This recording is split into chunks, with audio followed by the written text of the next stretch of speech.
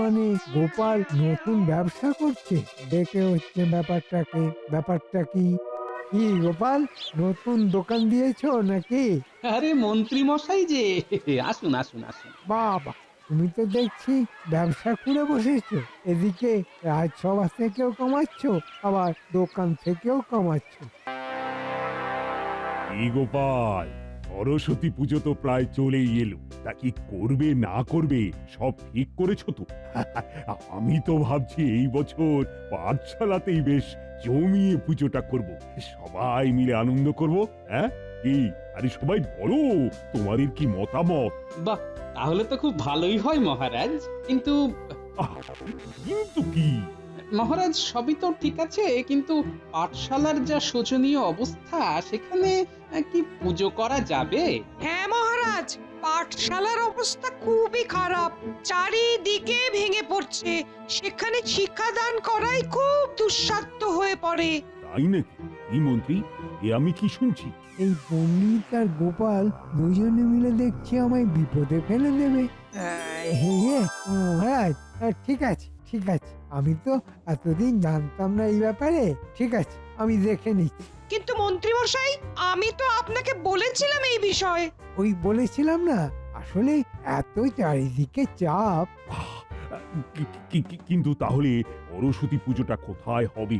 টেকো, দাঁড়া বেটা টেকো, তোর ব্যবস্থা আমি করছি। মহারাজ, আমি বলি কি, গোপালের বাড়ি তো অনেক বড়, সামনে অনেক জায়গা, তা গোপালের বাড়িতেই এবছরের সরস্বতী পুজোটা হোক না। গোপালের নাতি নাতনিরাও আছে, সব জোগাড় যন্ত্র হাতে হাতে করেও দিতে পারবে। আরে, এই মন্ত্রী তো দেখছি আমার উপর পুরো বিষয়টা চাপাতে চাইছে। বাহ বাহ বাহ বাহ, এ তো বেশ ভালো কথা বলেছো তো মন্ত্রী। গোপাল, বলুন মহারাজ। কি তোমার কোনো অসুবিধে নেই তো? মানে মহারাজ, আপনি কি যে বলেন, পুজো করতে কেউ কি আপত্তি জানায়? গোপাল নিশ্চয় পারবে। কি গোপাল, পারবে না? যা ফেঁকি ফেলেছি না, কেকোটা এবার বুঝবে মজা। তাহলে গোপাল, সরস্বতী পুজোর সব জোগাড় যন্ত্র শুরু করে দাও। তোমার বাড়িতে এইবার ধুমধাম করে সরস্বতী পুজো হোক।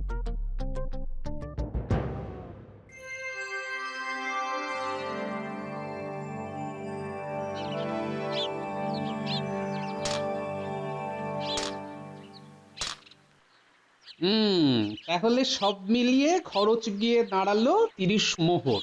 হ্যাঁ গো, তুমি এত টাকা কোথায় পাবে? নাহলে মহারাজকে বলে দাও না, এই দায়িত্ব ফিরিয়ে নিতে। অর্থ তো যে করেই হোক জোগাড় করতে হবে গিন্নি। আর মহারাজ যখন নিজে আমার উপর একটা দায়িত্ব দিয়েছেন, তখন তো আমি কাজটা অসম্পূর্ণ করে ফেলে দিতে পারি না। হুম, সেটাও তো ঠিক গো, কিন্তু কি করবে? ভাবছি গিন্নি, ভাবছি কি করা যায়। পণ্ডিত মশাই তো এখনো এলো না দাদু। ও বাবা, দেখেছো, সত্যি তো দশকর্মা জিনিসের কথা তো ভুলেই গেছিলাম। সেখানেও তো টাকা লাগবে গো, যা দশকর্মার জিনিসের দাম। দশকর্মা, দশকর্মা পেয়ে গেছি গিন্নি, পেয়ে গেছি। কি পেয়েছো? গিন্নি, আমি আমি দশকর্মা জিনিসের দোকান দেব। বলি দশকর্মা জিনিসের দোকান দেবে? হ্যাঁ, সামনে সরস্বতী পুজো, সবারই দশকর্মা জিনিসের প্রয়োজন। আমি ওই নদীর ওপার থেকে পাইকারি দরে দশকর্মা জিনিস কিনে আনবো, আর এখানে একটা দোকান দিয়ে সেগুলো বিক্রি করব। তাতে যা লাভ হবে তা দিয়ে আমাদের সরস্বতী পুজোর খরচটা মোটামুটি হয়ে যাবে। বাহ, তাহলে তো আর কোনো চিন্তাই নেই গো। কিন্তু তুমি একা হাতে পারবে সামলাতে? একটা দোকান সাজানো কি চারটিখানি কথা? তারপর তোমাকে তো প্রতিদিন রাজসভায় যেতে হবে, তাহলে দোকান করবে কখন? আরে গিন্নি, রাজসভা শেষ হবার পর যেটুকু সময় হাতে থাকে তখন দোকান করব। আর তাছাড়া আমার নাতি নাতনি গুলো তো আছেই, ওরা একটু দেখবে। কিরে, তোরা পারবি তো? হ্যাঁ হ্যাঁ, পারবো পারবো। হ্যাঁ হ্যাঁ, পারবো। আরে দাদু, তুমি কিচ্ছু চিন্তা করো না, তুমি শুধু বলবে যে কি করতে হবে, বাকিটা এই আমরা সবাই মিলে সামলে দেব। বেশ, তাহলে কাল ভোর ভোরই আমি বেরিয়ে পড়বো, বুঝলি, পাইকারি দরে দশকর্মা জিনিস কিনতে। আর তোরা এদিকে বাজারে দোকানটা বানিয়ে নে, কেমন? আচ্ছা, তোরা দোকান বানাতে পারবি তো? পারবো না আবার? তুমি শুধু এসে দেখোই না আমরা কেমন দোকান বানাই। ব্যাস, তাহলে তো আর কোনো চিন্তাই থাকলো না।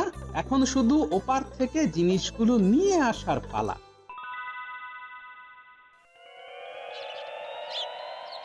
গিনি, আমি চললাম, বুঝলে, ফিরতে ফিরতে বিকেল হয়ে যাবে। আচ্ছা, সাবধানে যেও, হ্যাঁ?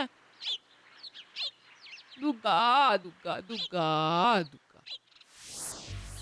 শহরে তো চলে এলাম, কিন্তু পাইকারি দরে দশকর্মার জিনিসগুলো যে কোথায় পাবো কিছুই তো বুঝতে পারছি না। কাকে জিজ্ঞেস করা যায়? হ্যাঁ হ্যাঁ, ওই তো ওই একজন আসছে, ওনাকেই বরং জিজ্ঞাসা করি। হ্যাঁ, দাদা, ও দাদা। হ্যাঁ বলুন দাদা। বলছি, এখানে ওই পাইকারি দরে দশকর্মার জিনিস কোন দোকানে পাওয়া যায়? দশকর্মার জিনিস, হ্যাঁ ওই তো একটু এগিয়ে যান, সামনেই পড়বে। অনেক ধন্যবাদ।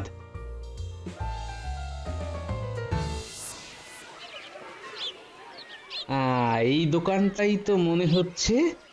আচ্ছা দাদা, এখানেই কি পাইকারি দরে দশকর্মার জিনিস পাওয়া যায়? হ্যাঁ পাওয়া যায়, কি লাগবে বলুন। মানে আসলে আমি একটা ছোট্ট দশকর্মার দোকান দেব। কি কি জিনিস লাগবে? ও, নতুন দোকান খুলবেন? জিনিস বলতে ওই তিল, জব, ধূপ সবই লাগবে। ঠিক আছে ঠিক আছে, অল্প অল্প করে সব গুছিয়ে দিন যাতে একটা দোকান সাজানো যায়। হ্যাঁ হ্যাঁ ঠিক আছে, এই নিন, একটা দশকর্মা দোকান সাজানোর জন্য সব আছে। আচ্ছা, ধন্যবাদ। নিন, এবার দাম মিটিয়ে জিনিসগুলো নিয়ে যান। কত হলো দাদা? 50 মোহর। এই রে, 50 মোহর! আমার কাছে তো এত অর্থ নেই। মাটির ভারে 30 মোহরের মতো জমেছিল, সেটাই নিয়ে এসেছি। কি করি এখন? ওই দিন। হ্যাঁ, মানে ওই, আসলে আমার কাছে না 30 মোহর আছে। বাকিটা যদি পরে দিই, আসলে বুঝতেই তো পারছেন। তো পুরো দাম না দিলে তো জিনিস দিতে পারবো না। একটু দেখুন দাদা, আমি আমি আমি কথা দিচ্ছি, আমি 1 মাসের মধ্যে আপনার সব ধার মিটিয়ে দেবো। হ্যাঁ, না না, ওইভাবে আমি আপনাকে জিনিস দিতে পারবো না। আমি তো আপনাকে চিনিই না। পরে যদি আপনি আর ফিরে না আসেন, না না, হ্যালো করি, মা করতে। হ্যাঁ দাদা, দেবো। উফ, কি যে করি। আরে এটা কি? আরে এই আংটিটাই তো মহারাজ আমাকে পুরস্কার হিসেবে দিয়েছিলেন। এই আংটিটাই এই লোকটার কাছে বন্ধক রাখি। হ্যাঁ, পরে দোকান থেকে উপার্জন করে সুবিধে মতো নিয়ে যাব। হ্যাঁ, ও দাদা। আরে দাদা, আপনাকে তো বললাম আরে জিনিস দেবো না। আচ্ছা দাদা, আমি যদি এই আংটিটা আপনার কাছে রাখি, মানে বন্ধক হিসাবে রাখি, তাহলে দেবেন তো? পরে আমি সুবিধে মতো আপনাকে বাকি অর্থ দিয়ে এই আংটিটা নিয়ে যাব। দেখি দেখি কোন আংটি দেখ। বাহ, এ তো অনেক দামি আংটি, অনেক দাম হবে। দেখেই দি, লোকটা বাকি মোহর না দিতে পারলে আংটিটা আমার হয়ে যাবে। ঠিক আছে ঠিক আছে, যান, জিনিসগুলো নিয়ে যান। অনেক ধন্যবাদ। আরে আরে ওই দিকটা ভালো করে ধর ধর। হ্যাঁ হ্যাঁ, আমি ধরেছি, তুই পেরেকটা লাগা। ব্যাস, দোকান বানানো হয়ে গেল। এবার শুধু দাদুকে জিনিসগুলো নিয়ে আসতে দে, তারপর আমরা সবাই মিলে দোকানটা একেবারে রমরমিয়ে চালাবো।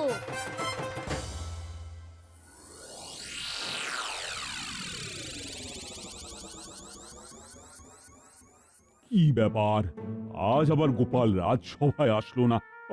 শরীর টরীর খারাপ হলো না তো আবার? না না মহারাজ, গোপালের সহজে শরীর খারাপ হবে না। আসলে সরস্বতী পুজোর চাপ দিয়েছেন তো, তাই হয়তো চাপটা সামলাতে সময় লাগবে। ও যা কৃপণ। ঠিক বলেছ মন্ত্রী, এইবার কিপ্টে গোপাল বেশ ভালো জব্দ হয়েছে। আসুন আসুন আসুন, পুজোর যাবতীয় দশকর্মা জিনিস নিয়ে যান। আসুন আসুন আসুন। কি গো গোপাল দাদা, নতুন দোকান দিলে নাকি? হ্যাঁ রে, যাক যাক যাক, ভালোই হয়েছে। আমাদের গ্রামে একটা দশকর্মা দোকান ছিল, সেখানে তো অর্ধেক জিনিস পেতামই না, আর যাও পেতাম তা হয়তো পোকায় কাটা নয়তো পুরনো। তোদের সুবিধের জন্যই তো এই দোকান। বল কি দেবো? আচ্ছা আচ্ছা আচ্ছা, আমাকে আমাকে ওই 200 গ্রাম মতো ধূপ দাও তো। এ পুরি, 200 গ্রাম ধূপ দে। হ্যাঁ দাদু, দি।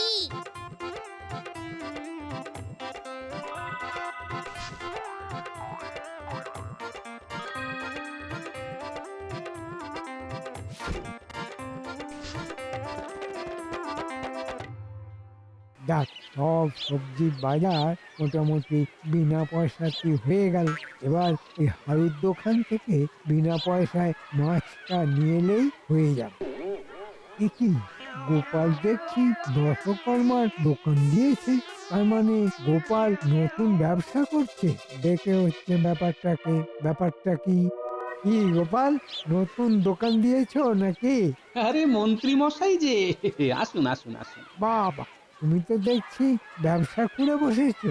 এদিকে রাজসভা থেকেও কামাচ্ছ, আবার দোকান থেকেও কামাচ্ছ। তোমার তো দেখছি ঘটে অনেক বুদ্ধি। মহারাজের থেকে অনুমতি নিয়েছো? আমি দোকান দিয়েছি আমার অর্থ দিয়ে, এতে মহারাজের অনুমতি নেবার কি আছে? আর রাজসভার কাজে ফাঁকি দিয়ে দোকান করছি এমন তো নয়।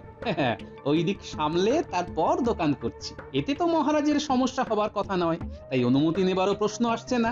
আচ্ছা, আপনি যে প্রতিদিন মহারাজের নাম ভাঙিয়ে সবজি মাছ এগুলো বিনে পয়সা নিয়ে যান, এগুলো মহারাজ জানেন নাকি মহারাজের থেকে অনুমতি নিয়ে আপনি এসব করছেন? ঠিক আছে গোপাল, তুমি আমাকে এভাবে অপমান করলে তো দেখো আমি কি করি। এর ফল তোমাকে ভুগতেই হবে, আমি তোমাকে বলে দিয়ে গেলাম। গোপাল দাদু, মন্ত্রী মশাই তো রেগে মেগে চলে গেলেন। এবার কি হবে? মহারাজকে গিয়ে যদি উল্টো পাল্টা কিছু বলেন?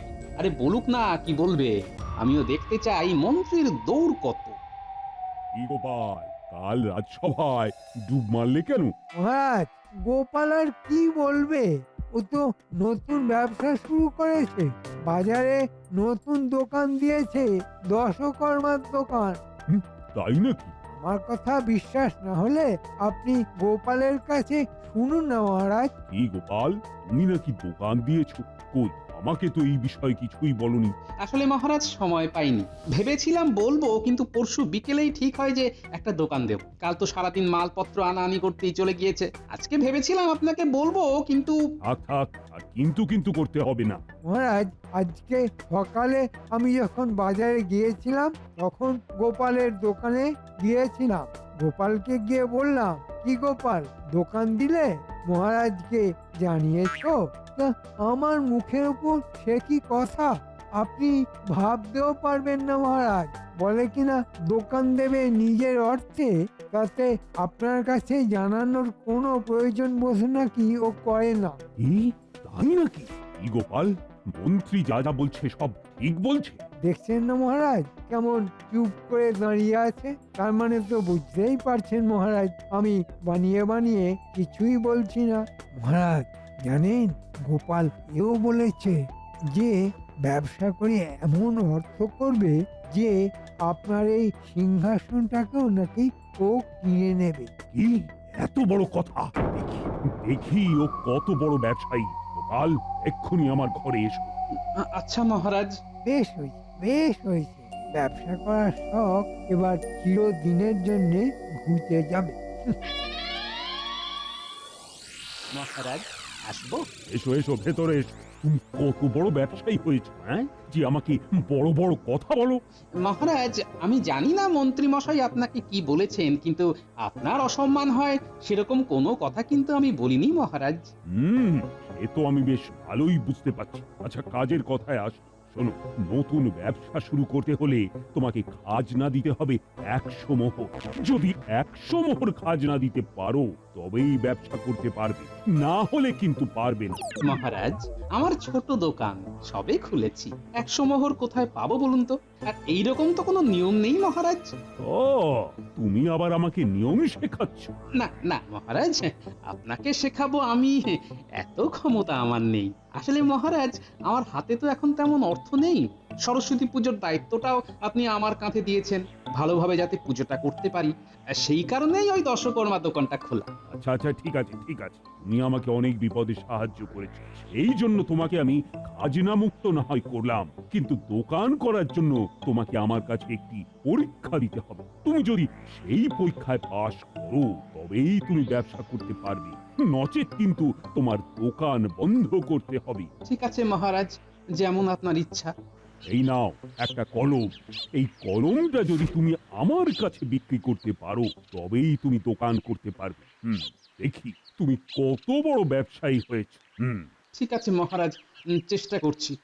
মহারাজ, আমি এক কলম বিক্রেতা, আমার কাছে রয়েছে এই কলমটি, দয়া করে এই কলমটি কিনুন, তাতে আমার আপনার দুজনেরই লাভ।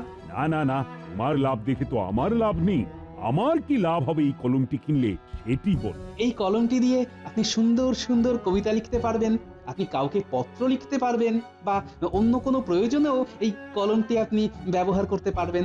না, আমার দরকার নেই, আমি এই কলমটি নেব না। মহারাজ ঠিক করেই রেখেছেন যে আমার কাছ থেকে কিছুতেই কলমটি কিনবেন না। কিন্তু মহারাজ, আপনাকে যে এই কলমটি কিনতেই হবে। না, কোথাও অন্য কোনো কলম নেই, আর এই বুদ্ধিটাই আমাকে লাগাতে হবে। গোপাল, চুপ কেন? হেরে গেলে তবে? হ্যাঁ মহারাজ, আমি হেরে গেলাম, আমি হার স্বীকার করে নিচ্ছি মহারাজ। যাক, তাহলে স্বীকার করলে। মহারাজ, একটা ছোট্ট আর্জি আছে, আমি যে হেরে গিয়েছি সেটা একটা কাগজে আমাকে লিখে দিতে পারবেন মহারাজ? হ্যাঁ, কেন পারবো না।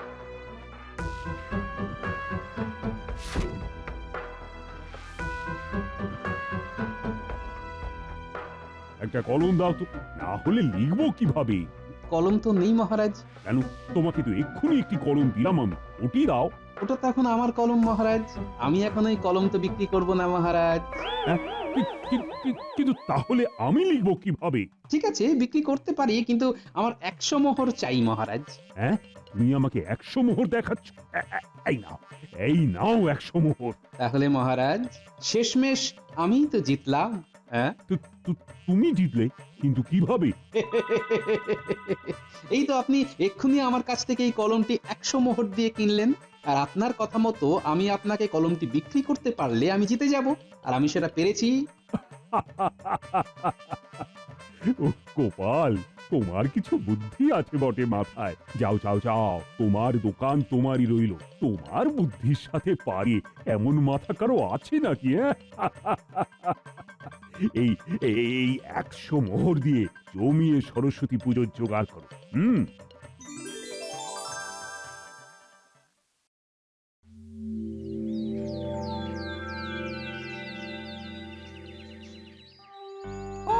জয় জয় দেবী চরাচর সারে, কুচ যুগ শোভিত মুক্তাহারে, বীণা রঞ্জিত পুস্তক হস্তে, ভগবতী ভারতী দেবী নমস্তুতে। ওং সরস্বতী মহাভাগে বিত্তে কমললোচনে, বিশ্বরূপে বিশালাক্ষী বিদ্যাং দেহি নমস্তুতে। সবাই এইবার দেবীর পায়ে পুষ্পাঞ্জলি দাও।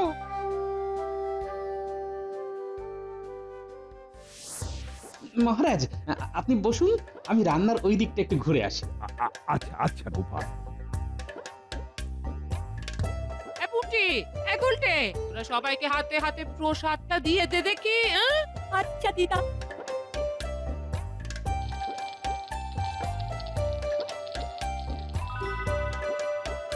আহ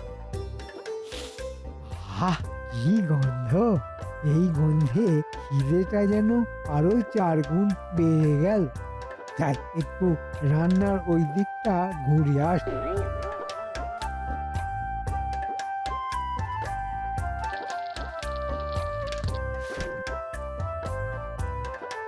এই পুটি, আসন পাতা হয়ে গিয়েছে, কলা পাতার জলের ভাতটা দিয়ে দে। আচ্ছা গোপাল দাদু। মহারাজ, চলুন খেতে বসবেন, চলুন। আচ্ছা আচ্ছা আচ্ছা, চলো চলো চলো। এই যে সেনাপতি মশাই, রাজবৈদ্য, চলো চলো সবাই চলো। মানে মন্ত্রীটা কোথায় গেল বলো তো গোপাল? মন্ত্রী মশাই বাইরেই আছে মহারাজ। আচ্ছা আচ্ছা আচ্ছা। কি মন্ত্রী মশাই, আপনি এখানে? যান যান, সবাই খেতে বসে গিয়েছে। ও তাই নাকি? আচ্ছা আচ্ছা, আমি যাচ্ছি গোপাল। যান না যান।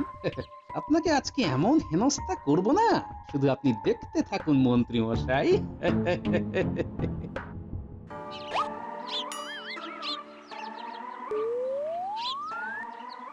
এ কি, সবাই তো খেতে বসে গেল। আরে মন্ত্রী, কোথায় গিয়েছিলে? এসো এসো, বসো। দেখি তো সব মিলিয়ে কতজন খেতে বসলো।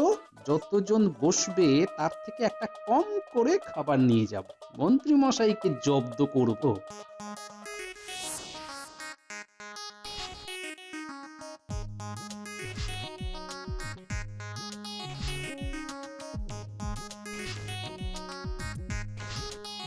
যা, বেগুনি শেষ হয়ে গেল।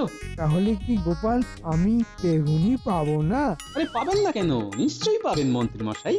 ভাজা হচ্ছে, লাবড়াটা নিয়ে আয়। খান মহারাজ, ভালো করে খান। আর রাজবৈদ্য লজ্জা পেও না, কিছু যা লাগবে চেয়ে নিও। যা, লাবড়াও শেষ। মন্ত্রী মশাই, আপনার ভাগ্যে মনে হয় শুধু খিচুড়ি আছে।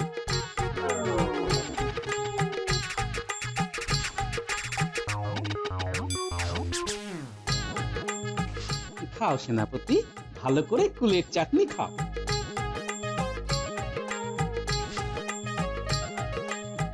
এটা কি হচ্ছে গোপাল? সবার পাতে চাটনি আর আমার পাতে শুধু বীজ। আর কি করব বলুন মন্ত্রী মশাই, আপনাকে যখনই দিতে আসছি তখনই সব শেষ হয়ে যাচ্ছে। আপনি আজকে ওই কুলের বীজটাই খান, আমি বরং অন্যদিন আপনাকে নিমন্ত্রণ করে কুলের চাটনি খাওয়াবো, কেমন? কি মহারাজ, সব ঠিক আছে তো? হ্যাঁ হ্যাঁ, বেশ জমিয়েই ভুরি ভোজটা হলো। ও বাবা! মহারাজ, আপনি যদি মন্ত্রী মশাইয়ের কূটবুদ্ধিগুলো না শুনতেন তাহলে আপনাকে আমার কাছে হাঁটতেও হতো না, আর আপনার 100 মোহরও খরচ হতো না। হ্যাঁ গোপাল, ঠিকই বলেছ। সব ওই মন্ত্রীর কূটবুদ্ধি। মহারাজ আমি চুপ! যা হয়েছে ভালোই হয়েছে। মা সরস্বতী যা চেয়েছেন তাই হয়েছে। জয় মা সরস্বতী জয়। জয় মা সরস্বতীর জয়, জয় মা সরস্বতীর জয়। জয় মা সরস্বতী জয়।